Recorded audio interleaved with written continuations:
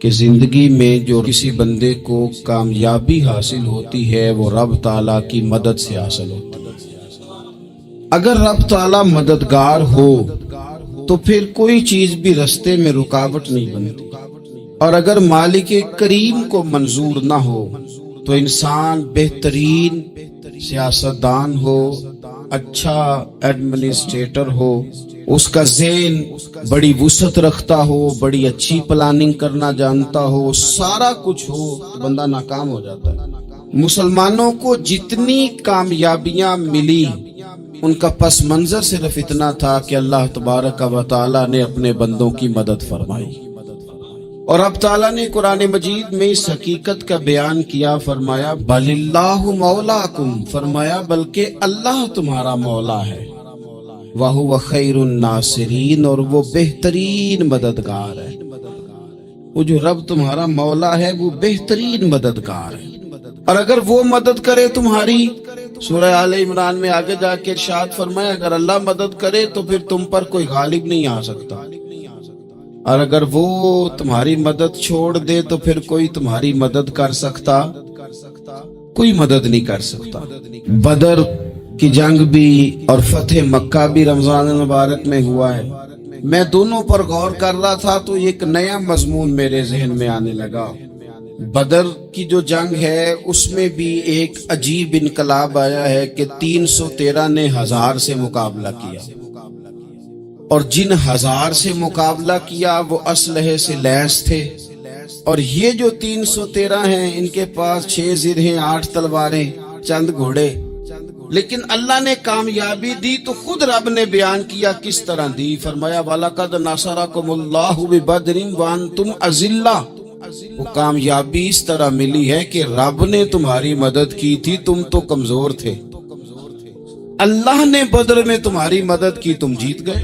وَلَقَدْ نَصَرَكُمُ اللَّهُ بِبَدْرٍ وَأَنْتُمْ أَذِلَّةٌ، اللہ نے بدر میں تمہاری مدد کی، تم تو کمزور تھے۔ پھر فتح مکہ نصیب ہوئی تو اس میں بھی بہترین منصوبہ بندی نبی پاک علیہ السلام نے فرمائی، بہترین حکمت عملی حضور نے اپنائی، لیکن ہمیں جو اللہ رسول نے بات سمجھائی وہ کیا ہے؟ اذا جاء نصر اللہ والفتح، فرمایا جب اللہ کی مدد آئی اور فتح نصیب ہو گئی۔ یہ اللہ نے مدد فرمائی تمہاری، یہاں بھی فتح مکہ بھی اللہ کی مدد سے، جنگ بدر بھی اللہ کی مدد سے۔ وہ جو مدد ہے اللہ تعالیٰ کی، جب وہ ہم یہ کرتے ہیں کہ ہم اپنی ساری زندگی سیاست کی نظر کرتے ہیں، ہماری سیاست صرف ملک میں نہیں ہوتی، ہماری سیاست خاندان میں بھی ہوتی ہے، ہم گھر کے اندر بھی سیاست کرتے ہیں، ہم کسی خاص طریقے سے لوگوں کو اپنے پیچھے چلانا چاہتے ہیں، ہم میں خاص اسلوب اختیار کرتے ہیں کہ لوگ ہمارے پیچھے چلیں۔ اس کا نقصان ہمیں یہ ہوتا ہے کہ سیاست جو ہوتی ہے یہ شطرنج کے ہیر پھیر کی طرح ہوتی ہے، تو اس کے راز بڑی جلدی کھلنے لگ جاتے ہیں، پتہ چل جاتا ہے کہ بندہ مخلص نہیں تھا، سیاست کر رہا تھا، طریقے سلیقے سے اس نے جوڑ کے رکھا ہوا تھا۔ ہم ہر جگہ سیاست کے بل بوتے پر چیزوں کو لے کے چلنا چاہتے ہیں، سیاستیں ناکام ہو جاتی ہیں، سیانے لوگ فیل ہو جاتے ہیں، بچتا صرف وہی ہے جس کے پیچھے رب تعالیٰ کی مدد شامل حال ہوتی ہے۔ اپنی زندگی کے اندر ہم جو کچھ بھی کر رہے ہیں، جس شعبے سے بھی ہمارا تعلق ہے، آج ہم نے اس بات پہ غور کرنا ہے کہ پہلے تو یہ غور کر لیں کہ جو کام ہم کر رہے ہیں کیا وہ کام ایسا ہے کہ اس میں اللہ کی مدد ہمیں ملے گی؟ اگر آپ کوئی معاذ اللہ ناجائز کام کر رہے ہیں، فعل حرام کا ارتکاب کر رہے ہیں، تو اس میں تو مدد الہی آئے گی نہیں۔ پہلے تو یہ دیکھیں جو کر رہے ہیں وہ کام مدد الہی والا ہے، اور اگر اللہ تعالیٰ کی مدد والا وہ کام ہے پھر اس پر غور کریں کہ کیا ہم نے مالک سے مدد کا سوال کیا ہے، ہمیں مدد میسر آ رہی ہے۔ وہ میں نے بزرگوں سے ایک بات سنی تھی، وہ بڑی یاد رہ گئی۔ وہ فرمایا کرتے تھے قابلیت بھی بڑی چیز ہے لیکن قبولیت سب سے بڑی چیز ہے۔ قابل ہونا بھی بڑی بات ہے لیکن زیادہ بڑی بات یہ ہے کہ اس کی بارگاہ میں قبول بھی ہے کہ نہیں۔ اپنی زندگی میں اللہ کی مدد کی طرف بڑھیں، مالک کی مدد کا حصول اختیار کرنے کی کوشش کریں، اللہ کے ساتھ اپنے آپ کو جوڑیں۔ اگر اللہ کی مدد نصیب ہو، یہ جو ہم جتنا ڈرتے رہتے ہیں، سہمے رہتے ہیں، پریشان رہتے ہیں کوئی کیا کر دے گا، ہمارے ہاں نا ہر شعبے میں معاذ اللہ ایک مافیا ہے، الا ماشاء اللہ۔ مافیا کہتا ہے میرے ساتھ ملو گے تو میں چلنے دوں گا، ورنہ میں نہیں چلنے دوں گا، مارکیٹ میں آ ہی نہیں سکتا فلانا بندہ، کیونکہ یہاں ہمارا قبضہ ہے۔ اور میرے بھائی پھر بہت سارے لوگ جن کی نیتیں اور ارادے بڑے اچھے ہوتے ہیں شروع میں، وہ بھی اس مافیا کا شکار ہو جاتے ہیں اور ان کے رنگ میں رنگ جاتے ہیں۔ یاد رکھنا، کسی شخص کی بلیک میلنگ کا کبھی شکار نہ ہونا، کبھی کسی کی میٹھی اور مسجع مکفہ باتوں کا شکار نہ ہونا۔ کوئی کیا کر سکتا ہے اگر اللہ مددگار ہو تو؟ جس کو رب کریم اٹھانا چاہے اسے کوئی گرا سکتا ہے؟ ہم یہ ڈرے ڈرے سہمے پریشان فیصلہ کرنے کی طاقت نہیں، مجھے چلنا چاہیے کہ نہیں، اٹھنا چاہیے کہ نہیں، کرنا چاہیے، اٹھ باندھ کمر کیوں ڈرتا ہے؟ پھر دیکھ خدا کیا کرتا ہے۔ حضرت عبداللہ ابن عباس فرماتے ہیں میرے نبی پاک علیہ السلام نے میری تربیت فرمائی، حضور نے میری تربیت فرمائی، اور محبوب پاک علیہ السلام نے فرمایا عبداللہ یاد رکھنا، یہ نوجوان دوست میری بات لکھ لیں، پریشان لوگ میری بات لکھ لیں، جن کے پاس قوت فیصلہ نہیں وہ اس بات کو لکھ لیں۔ حضرت عبداللہ ابن عباس فرماتے ہیں میرے نبی پاک علیہ السلام نے مجھ سے فرمایا تھا عبداللہ سن، اگر ساری دنیا مل کے تیرا کوئی نفع کرنا چاہے کر نہیں سکتی جب تک میرے رب کی رضا نہ ہو، اور فرمایا ساری دنیا مل کے تیرا کچھ بگاڑنا چاہے تو عبداللہ بگاڑ نہیں سکتی جب تک رب کریم کی حکمت کا تقاضا نہ ہو۔ لوگوں سے ڈرنا، لوگوں کی طرف دیکھنا، ماحول دیکھ کے اپنے راہ کا تعین کرنا، ہر بندے کے خیالات کے مطابق ڈھلنے کی کوشش کرنا، فلانا نہ ناراض ہو جائے، فلانا نہ ناراض ہو جائے، وہ جس نے ہونا ہو جائے، بس رب رسول ناراض نہ ہو۔ اپنی زندگی میں اپنے مالک کو مولا جان کے، بل اللہ مولاکم، اللہ تمہارا مولا ہے، وَهُوَ خَيْرُ النَّاصِرِينَ، وہ بہترین مددگار ہے۔ توجہ جب بھی کریں رب کی جانب کریں، اپنے دل کا قبلہ درست رکھیں، سوچوں کے زاویے سیدھے رکھیں۔ میرے بھائی مالک جب بندوبست کر دینا، جب مالک بندوبست کر دے پھر ایسا بندوبست کرتا ہے کہ لوگوں کے پاس نا چارہ نہیں رہتا۔ حضرت مریم رضی اللہ تعالی عنہا پاک باز تھی، مسجد میں رہی تھی، پر مالک کی حکمت کے تقاضے بڑے عجیب ہے نا۔ پھر جناب مریم کو اللہ تعالیٰ نے بغیر شوہر کے اولاد عطا کر دی۔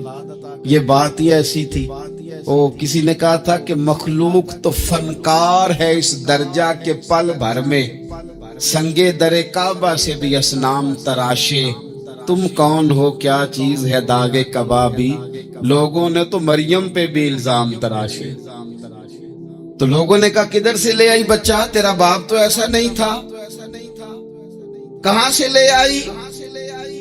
اللہ کرے میں آپ کو سمجھا سکوں، ذرا اپنے آپ کو وہاں کھڑا کریں کہ ایک پاک باز عورت، پاک باپ کی بیٹی، طیب ماں کی بیٹی، اور اللہ کے گھر میں پرورش پانے والی خاتون، ایک وہ وقت اور ایک یہ وقت کہ اس عورت کو کٹہرے میں کھڑا کر کے پوچھا جا رہا ہے کہ معاذ اللہ تیری گود میں بچہ جائز نہیں ہے، کہاں سے لائی ہے؟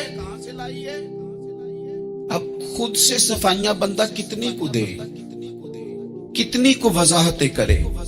اور میں نے تو اپنی زندگی میں دیکھا ہے زیادہ وضاحت دینے والے کو بھی لوگ جھوٹا سمجھنے لگ جاتے ہیں، زیادہ وضاحت دینے پر بھی لوگ کمزوری کا اظہار سمجھتے ہیں کہ کمزور پڑ گیا۔ آپ صلح کی کوشش کرتے ہیں، سامنے والا بزدل سمجھ لیتا ہے، زیادہ وضاحتیں بھی کمزور کر دیتی ہیں۔ اب حضرت مریم کو کٹہرے میں کھڑا کر کے کہا بچہ کس کا ہے؟ تو پھر خدا بندوبست جب کرے، اللہ جب مددگار ہو، تو پھر حضرت مریم کی گواہی درختوں سے نہیں دلوائی، اس نے پتوں سے نہیں دلوائی، پھر فرشتے نہیں بھیجے. حضرت مریم کہنے لگی مجھ سے نہ پوچھو، وہ جو پنگوڑے میں ہے اسی سے پوچھ لو. ان سے پوچھو نا، وہ کون ہے پوچھ لو، ان سے کر لو سوال.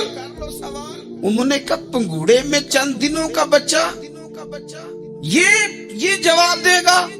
مددگار تھا رب. ان کی برات کا اعلان کرنا تھا مالک نے، اور جب مالک اعلان کر دے، جب مالک تیری صفائی دینا چاہے، جب مالک تجھے دنیا کے سامنے نکھارنا چاہے، تو پنگوڑے میں لیٹے حضرت عیسیٰ بول کے کہنے لگے انی عبداللہ آتانی الکتاب. فرمایا میں اللہ کا بندہ ہوں، رب نے مجھے کتاب عطا کر کے نبی بنا کے دنیا میں بھیجا ہے. میں اللہ کا بندہ ہوں، کتاب لے کے آیا ہوں، نبی بن کے آیا. پھر پنگوڑے سے اعلان ہو گیا، پھر بچہ بول پڑا. اور یہ ایک دفعہ نہیں بات ہوئی.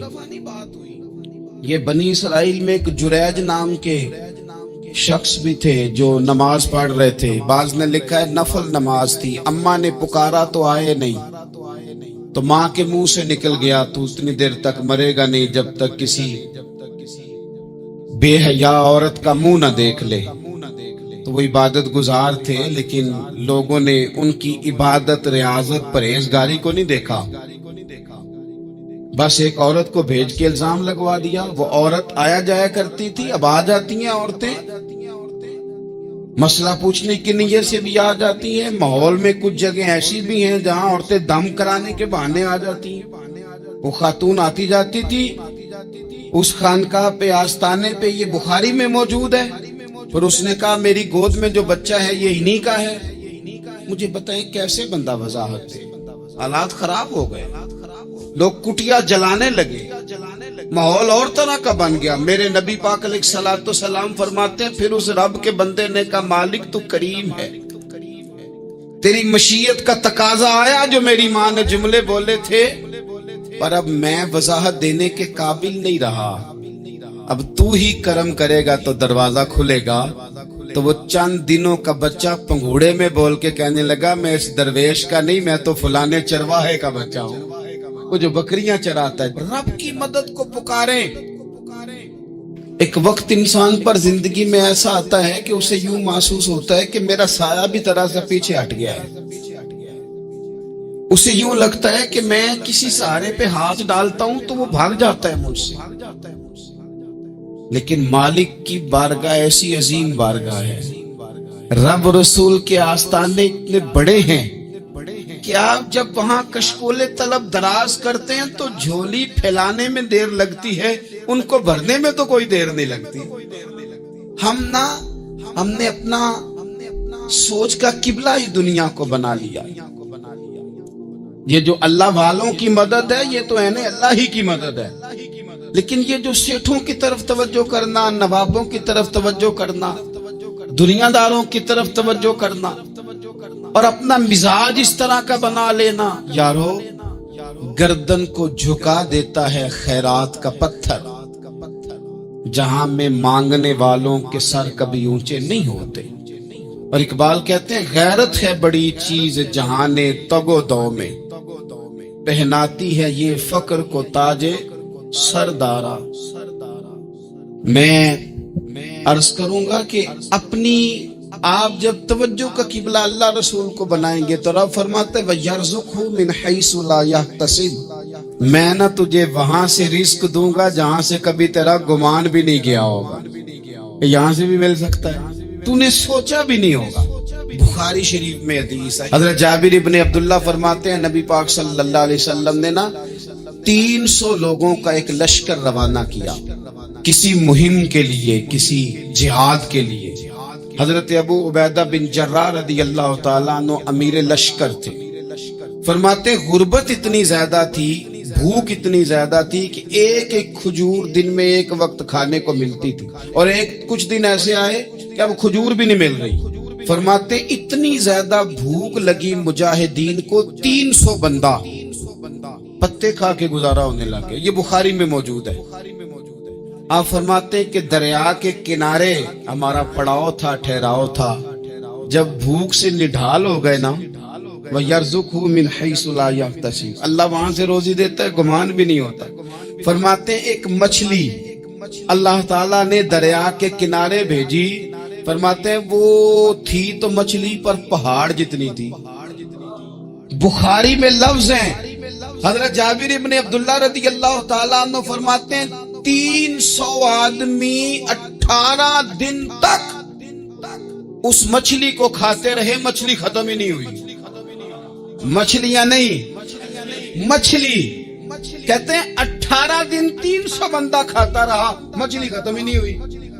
اور فرماتے ہیں کہ اس کی ہڈی نکال کے، کانٹا کہیں گے آپ اپنی زبان میں، کہتے ہیں وہ نکال کے نا تو اس کو کھڑا کیا نا جب، تو اونٹ کجاوے سمیت اس کے بیچ سے گزر جاتا تھا، دو اس کے کانٹے جوڑے۔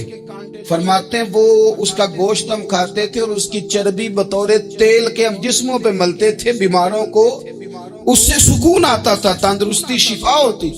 فرماتے ہیں ہم کھایا بھی ہم نے، اور کچھ لے کے ہم مدینے بھی گئے، اور قربان جائیں نبی پاک نے بھی اس میں سے کھایا۔ ہم نے عرض کی حضور یہ معمہ کیا ہے، یہ ماجرا کیا ہے؟ تو محبوب نے فرمایا تمہارے پاس غذا نہیں تھی، رب نے تمہارے لیے بندوبست کیا ہے، اللہ نے تمہیں دیا۔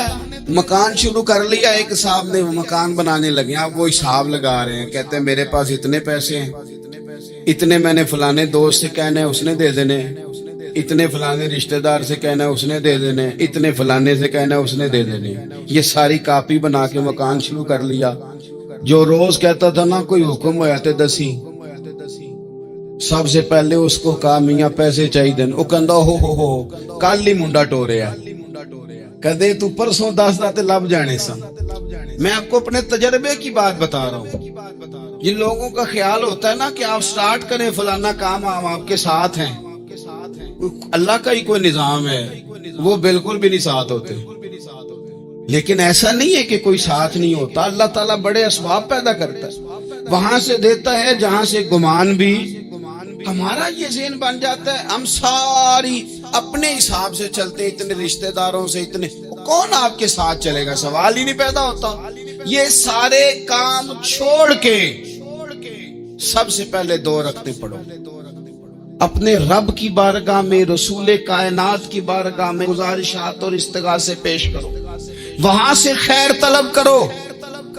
دنیا دار کیا دیں گے، کیا دے سکتے ہیں، کیا حیثیت ہوتی ہے کسی، اللہ کہتا ہے وہاں سے دوں گا۔ تو جو اللہ مال دے وہ لینا چاہیے کہ رشتہ داروں کا مال دیکھنا چاہیے؟ جو اللہ دے وہ لینا چاہیے کہ سیٹھوں نوابوں کی جیبیں دیکھنی چاہیے؟ جو اللہ دے وہ قبول کرنا چاہیے یا دیکھنا چاہیے کون سا آدمی کہاں پہنچ گیا؟ چھوڑو، اپنی مٹی پہ چلنے کا سلیقہ سیکھو۔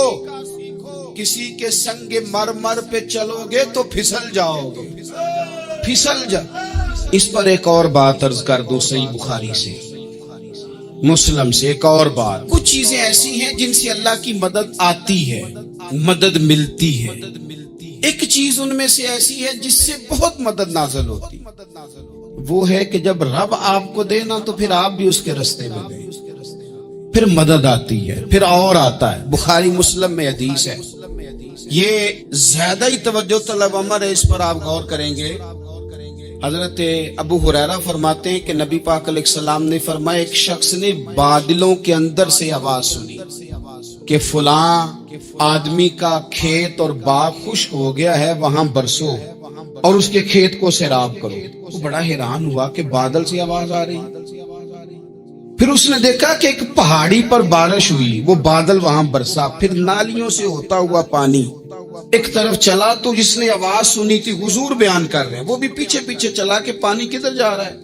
اس نے جا کے دیکھا کہ ایک مقام پہ ایک باغ کو وہ پانی لگ رہا ہے اور ایک آدمی کو پانی لگا رہا ہے۔ اس نے اس سے پوچھا تیرا نام کیا ہے؟ اس نے کہا کیوں؟ کہنے لگا بتا نا۔ اس نے نام بتایا تو کہنے لگا یہی تو وہ نام ہے جو میں نے بادلوں کے اندر سے سنا ہے کہ فلاں کے کھیت کو پانی دے دو۔ اس نے کہا یار تو کیا عمل کرتا ہے کہ اسپیشل تیرے لیے بارش برسے؟ یہ بخاری پڑھ رہا ہوں، سیاستہ سے حدیث عرض کر رہا ہوں۔ اس سے پوچھا تو کیا کام کرتا ہے کہ جناب اللہ تبارک و تعالیٰ کا حکم کرم آیا، کہ خاص تیرے لیے پانی برسے اور تیرے کھیت کو سیراب کرے؟ تو اس نے کہا چھوٹا ذمہ دار ہوں، پر جب فصل اگتی ہے تو 3 حصے کرتا ہوں، ایک حصہ اپنے بال بچوں پہ، بہن بھائیوں پہ خرچ کرتا ہوں، ایک حصہ پورا، اور ایک حصہ دوبارہ کاشتکاری پہ لگاتا ہوں، اور تیسرا حصہ خالص میں نے مسکینوں، یتیموں اور غریبوں کے لیے رکھا ہوا۔ وہ جو تیسرا حصہ، اللہ کرے آپ سمجھے، وہ رب کے بندوں پہ تیسرا حصہ خرچ کرتا ہے نا، تو کریم مالک نے فرمایا جہاں سے غریب کا حصہ جاتا ہے وہ کھیت خشک نہیں رہنا چاہیے، وہ جہاں سے مسکین روٹی کھاتے ہیں وہ خشک نہ رہے، جہاں سے یتیموں کو کچھ آتا ہے کہیں اس کی فصل رہ نہ جائے۔ میں اور آپ بھی اگر اپنے مال میں مسکینوں، یتیموں، غریبوں کے حصے رکھ لیں گے تو فصلیں خشک نہیں رہیں گی، ان کے اندر تازگی آئے گی، نور آئے گا، کرم آئے گا، خاص کر خدا کی رحمت برسے گی۔ مدد اللہ سے چاہیں، اپنی توجہات کا مرکز رب رسول کی ذات کو بنائیں، پھر آپ محسوس کریں گے کہ بڑی جلدی اللہ تعالیٰ کی مدد آنے لگی ہے۔ کبھی آپ صرف کہہ دینا میرا رب میرے ساتھ ہے، اس لفظ میں اتنی طاقت ہے کہ دشمن ویسے زہر ہو جاتا ہے۔ زندگی میں کسی سے بھی لڑائی ہو، اچھی طرح سوچ لیں کہ اللہ اس طرف ہے یا اس طرف ہے۔ اگر آپ زیادتی پہ ہیں تو پھر رب مظلوم کی جانب ہے۔ اگر اللہ کی مدد آپ کے ساتھ ہے تو دنیا کی کوئی طاقت آپ کو گرا نہیں سکتی، اور اگر آپ مظلوم کے مقابلے میں ظالم بن کے آپ کھڑے ہو گئے ہیں اور آپ نے رویہ وہ اختیار کیا ہے کہ جس میں مدد نہیں آئے گی، تو پھر یاد رکھ لیں کہ آپ کوئی بھی ہیں، کہاں بھی ہیں، آپ کمزور ہیں۔ طاقتور تھے ابتدائے اسلام میں، ظاہری طاقت تھی کفار مکہ کے پاس، وہ ڈنڈوں سے مارتے تھے غریبوں کو، ان کے ہاتھوں میں ڈنڈے تھے، پر خدائی طاقت ان مظلوموں کے ساتھ تھی۔ صاحب زرقانی نے لکھا ہے، حضرت زنیرہ رضی اللہ تعالیٰ ایک لونڈی ہیں، غریب ہیں، ماڑے دا کی کام محمد ناس جانا یا رونا، غریب سادی بی بی اور لونڈی کنیزہ، ایک مشرک کی کنیزہ تھی، انہوں نے کلمہ پڑھ لیا، وہ ڈنڈوں سے مارتا، دروں سے مارتا، تکلیف دیتا۔ حضرت زنیرہ رضی اللہ تعالیٰ عنہ کو اتنا مارا، اتنا مارا۔ اب آپ ایک اور پہلو پر بھی غور کریں، مار بھی پڑ رہی ہے پر خدا ادھر ہی ہے، اللہ کی مدد ادھر ہی ہے۔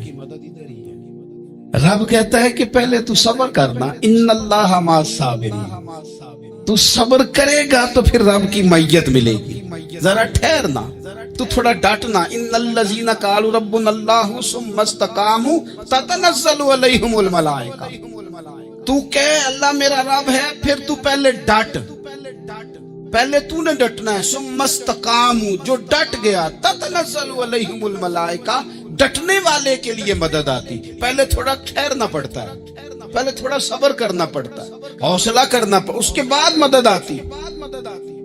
مار پڑ رہی ہے، مارا جا رہا ہے، حضرت زنیرہ کو ان کا مالک جو ہے ظاہری آقا وہ مار رہا ہے، یہ کنیزہ ہے، اتنا مارا، اتنا مارا، ان کی بینائی چلی گئی، نظر آنا بند ہو گیا۔ ابو جہل آیا اور کہنے لگا زنیرہ دیکھا نا ہمارے بت تیری آنکھیں لے گئے، معاذ اللہ، لات و منات ہمارے بتوں نے تجھے اندھا کر دیا۔ اب ایسا نہیں ہے کہ بی بی روتی جا رہی ہے، روتی جا رہی ہے، مایوسی مایوسی، معاذ اللہ، پریشانی، غریبی بڑی ہے، پوچھنے والا کوئی نہیں، یہ باتیں نہیں۔ کیا جملے ہیں خاتون کے، کیا لفظ ہیں۔ ابو جال نے تنزیہ کہا، معاذ اللہ، کہنے لگا دیکھا نا ہمارے بتوں نے تجھے اندھا کر دیا۔ جناب زنیرہ آنکھوں کی بینائی گئی ہے، رات کو گئی ہے، دکھ ابھی تازہ ہے، لیکن اللہ پہ جو توکل ہے، اپنے مالک سے جو رشتہ ہے وہ اتنا مضبوط ہے، اتنا طاقتور ہے، اس میں اتنی گہرائی ہے کہ حضرت زنیرہ بول کے نا اتنی قوت سے بولی، اتنی طاقت سے بولی کہ پورے کفر پر لرزہ طاری ہو گیا. فرمانے لگی تمہارے بتوں کی کیا اوقات ہے کہ وہ میری بینائی لے جائیں؟ یہ میری رب کی حکمت کا تقاضا ہے. جب تک اس نے چاہا زنیرہ دیکھتی رہی، اور جب اس نے چاہا زنیرہ کی آنکھوں کی بینائی چلی گئی. اور اگر وہ چاہے گا نا تو بینائی واپس بھی کر دے گا. اگر ہو ذوق یقین پیدا تو کٹ جاتی ہیں زنجیریں، اگر وہ چاہے گا تو بینائی آ بھی جائے گی. حضرت زنیرہ نے رات کو یہ لفظ کہے، ابو جہل اور سارے کفار ڈر کے سن کے چلے گئے. آپ اطمینان سے آ کے بستر پہ سوئی. جب سویرے اٹھی تو اللہ نے آنکھوں کی روشنی واپس کر دی تھی. آنکھوں کی اب چھڑی پکڑی ہے، بازاروں میں گھومتی ہے، کہتی ہیں بلاؤ کدھر ہے تمہارے نات و منات. دیکھو میرے رب نے روشنی واپس کر دی. آ کر میرے ساتھ ادھر آ، ستمگر ہنر آزمائے، تو تیر آزما ہم جگر آزمائے. بیمار لوگوں یاد رکھو، کہہ دیا ڈاکٹر نے کہ تو بڑا بیمار ہے، تو بڑا کمزور ہے، یہ ہو گیا وہ ہو گیا، تو ڈاکٹر اپنے علم کے مطابق بات کر رہا ہے. ہوگا تو وہ جو میرا رب چاہے گا. کمزور ہو جانا، پریشان ہو جانا، تکلیف میں آ جانا، پتہ نہیں بات ہو گئی ہے تو جانے کیا ہو جائے گا. اپنی زندگی کے اندر اپنے رب سے رشتہ مضبوط کریں، رسول کائنات سے رشتہ مضبوط کریں، اللہ والوں سے رشتہ مضبوط کریں. حضرت زنیرہ نے پیغام دیا کہ زندگی میں جو جینا چاہتے ہیں تو وہ رب کا نام لے کے جی سکتے ہیں. جو اپنی زندگی میں خوشیاں دیکھنا چاہتے ہیں تو رسول اللہ کے نام پر خوشیاں دیکھی جا سکتی ہیں. توکل کی بنیاد پر بندہ خوشیاں لے سکتا ہے. اور اگر انسان میں توکل نہیں ہے تو پھر وہ اس کالے جادو سے بھی ڈر رہا ہے، وہ نیلے سے بھی ڈر رہا ہے، وہ پیلے سے بھی ڈر رہا ہے، وہ فلانے سے بھی ڈر رہا ہے، وہ میرے خلاف فلانا رشتہ دار سازش کر رہا ہے تو ڈر رہا ہے، فلانا میرے بارے میں یہ کر رہا ہے تو ڈر رہا ہے، وہ پتہ نہیں دنیا ادھر ہو جائے گی تو کیا ہو جائے گا. اٹھ باندھ کمر کیوں ڈرتا ہے، پھر دیکھ خدا کیا کرتا ہے. تو اس ساری گفتگو کا نچوڑ آپ کو یہ عرض کیا ہے. سب سے پہلے تو یہ کہ میدانوں میں مدد بھی اللہ کی، رزق میں مدد بھی اللہ کی، فصلیں خشک ہوں تو مدد پھر بھی اللہ کرے تو پھر ساری مدد، اور اگر انسان بیمار ہو تو پھر بھی مدد اللہ کی. تو اپنے اللہ کی جانب توجہ کو بڑھائیں، آپ اللہ سے مدد کے سوالی بنیں. ترمذی کی ایک حدیث ہے، میں آپ کو زندگی کا تجربہ بتاتا ہوں کہ جب میں بڑا پریشان ہوتا ہوں تو یہ والی روایت کھول لیتا ہوں، مزہ دیتی ہے. میرے نبی پاک علیہ السلام نے فرمایا اپنے دکھ سیٹھوں نوابوں کو نہ کہنا، مالداروں کا نہ کہنا، ورنہ اللہ تمہیں کبھی غنی نہیں کرے گا. فرمایا اپنے دکھ اپنے رب کی بارگاہ میں عرض کرنا، جلدی کرے یا دیر سے کرے اللہ تمہیں لوگوں سے بے نیاز کر دے گا، اللہ تمہیں غنی کر دے گا. رات کو بیٹھو نہ اس کی بارگاہ، اسے دکھڑے سناؤ، چھوٹی چھوٹی باتیں. حضور نے فرمایا نمک بھی مانگو تو رب سے مانگو.